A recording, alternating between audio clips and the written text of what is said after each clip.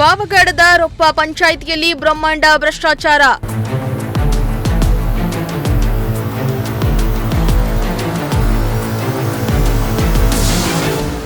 ಭ್ರಷ್ಟಾಚಾರ ಹೊರಹಾಕಲು ಮುಂದಾದ ಸದಸ್ಯನಿಗೆ ಬೆದರಿಕೆ.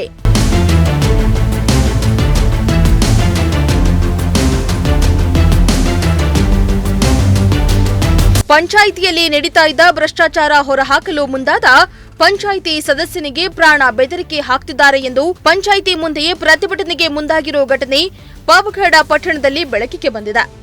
ಹೌದು, ಪಾವಗಡ ಪಟ್ಟಣದ ರೊಪ್ಪ ಗ್ರಾಮ ಪಂಚಾಯಿತಿಯ ಸದಸ್ಯ ಜಿಎನ್ ಹನುಮಂತರಾಯಪ್ಪ ಎಂಬುವವರು ಪಂಚಾಯಿತಿಯ ಭ್ರಷ್ಟಾಚಾರವನ್ನ ಹೊರಹಾಕಲು ಮುಂದಾಗಿದ್ದಾರೆ ಎಂದು ಆರೋಪಿಸಿದ್ದು ಪಂಚಾಯಿತಿ ಮುಂದೆ ಟೆಂಟ್ ಹಾಕಿ ಪ್ರತಿಭಟನೆ ನಡೆಸುತ್ತಿದ್ದಾರೆ.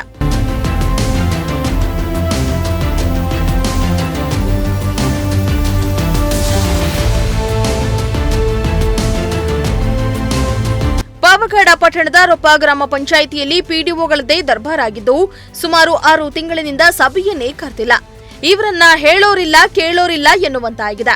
ಈ ಬಗ್ಗೆ ಹಲವು ಬಾರಿ ಅರ್ಜಿ ಕೊಟ್ಟರೂ ಕೂಡ ಕ್ರಮ ಕೈಗೊಳ್ತಾ ಇಲ್ಲ ಎಂದು ಪಂಚಾಯಿತಿ ಸದಸ್ಯ ಹನುಮಂತರಾಯಪ್ಪ ಪ್ರತಿಭಟನೆ ನಡೆಸಿ ಆಕ್ರೋಶ ಹೊರಹಾಕಿದ್ದಾರೆ.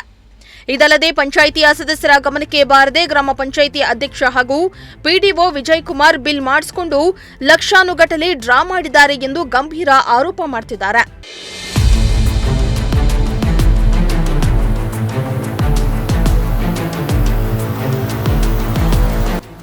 ಇನ್ನು 6 ತಿಂಗಳ ನಂತರ ಸಾಮಾನ್ಯ ಸಭೆ ಕರೆದು ನಂತರ ಸಭೆಯನ್ನ ರದ್ದು ಮಾಡಿಸಿದಾರಂತೆ. ಈ ಬಗ್ಗೆ ಅಧ್ಯಕ್ಷರನ್ನ ಕೇಳಿದ್ರೆ ಉಪಾಧ್ಯಕ್ಷರಿಗೆ ಆರೋಗ್ಯ ಸರಿಯಿಲ್ಲ ಎಂದು ಸಬೂಬು ಕೊಡ್ತಿದ್ದಾರಂತೆ.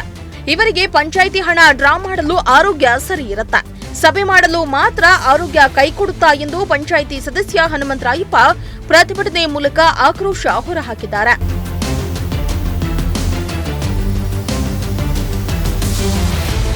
ಇನ್ನಾದ್ರೂ ಪಾವಗಡ ತಹಸೀಲ್ದಾರ್ ವರದರಾಜು ಅಧಿಕಾರಿಗಳು ಎಚ್ಚೆತ್ತು ಭ್ರಷ್ಟಾಚಾರ ನಡೆದಿದ್ಯಾ ಇಲ್ವಾ, ಪಂಚಾಯಿತಿ ಅಧ್ಯಕ್ಷರ ಹಾಗೂ ಪಿಡಿಒಗಳು ಅವ್ಯವಹಾರ ನಡೆಸಿದ್ದಾರಾ ಎಂದು ತನಿಖೆ ನಡೆಸಿ ಕ್ರಮ ಕೈಗೊಳ್ಳಬೇಕಾಗಿದೆ.